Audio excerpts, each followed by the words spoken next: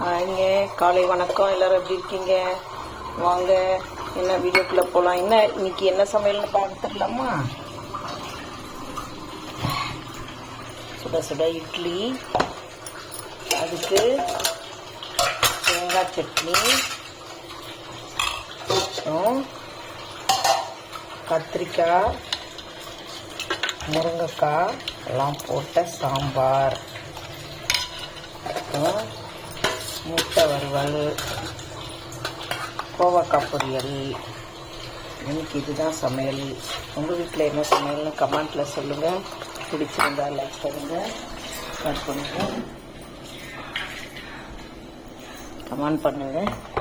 பாருங்கள், வாங்க டீ குடிக்கலாம், வாங்க டிஃபன் சாப்பிடலாம், வாங்க டீ குடிக்கலாம், வாங்க.